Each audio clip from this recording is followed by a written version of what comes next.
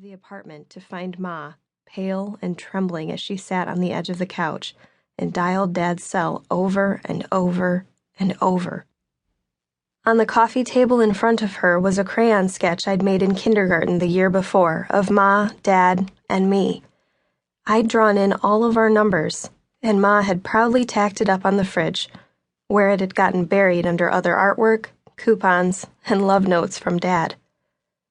But that day, Ma had pulled the drawing down, circled the figure of my dad with a pencil, and while the TV broadcasted images of a standoff between a gang of drug dealers and the Brooklyn PD, she'd kept dialing and dialing and dialing.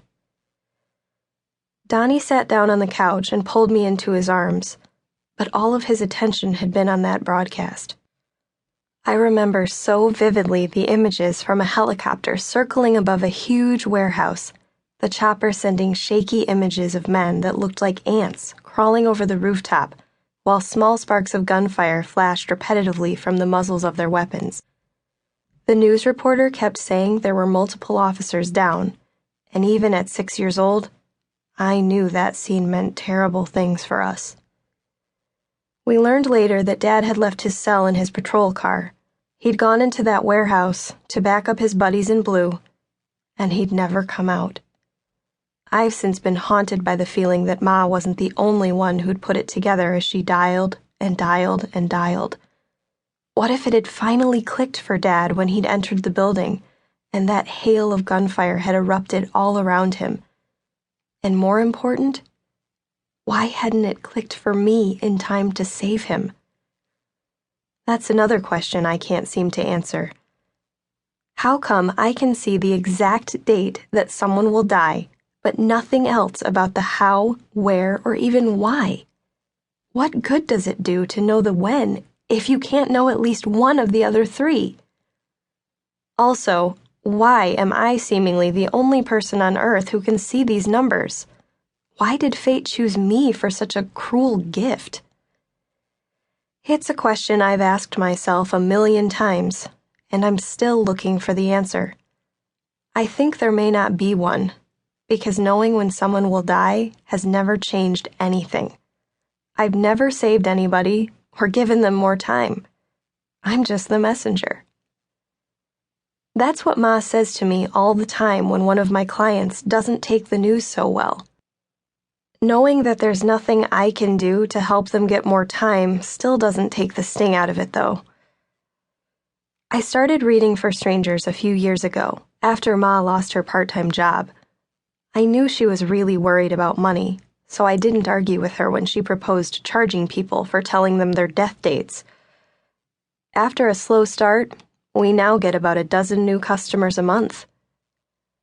There's a little room at the back of the house where Ma likes to seat them.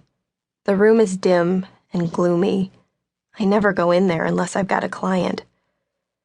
When I do a reading, I have to focus on the forehead of the subject in question, and the numbers themselves are always the same. Kinda small, less than 1/2 inch in size. They're black and thin but perfectly etched, like you'd see printed in an obituary. They hover over the foreheads of everyone I see. Even in a photograph or video, they're visible to me. It's why I don't like going to the movies or watching a lot of TV. I know when every star in Hollywood will fall.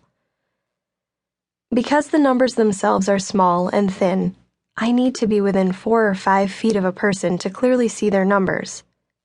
But if someone wears a hat, or has bangs or very dark skin, I need to be even closer. Beyond 5 feet, the dates get fuzzy and start to look like wispy dots, unsightly smudges on otherwise unmarred faces.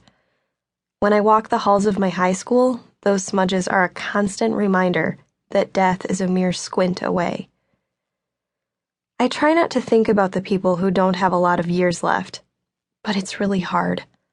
I'll pass them in the halls at school, or see them around town, and I want to wince when they go by.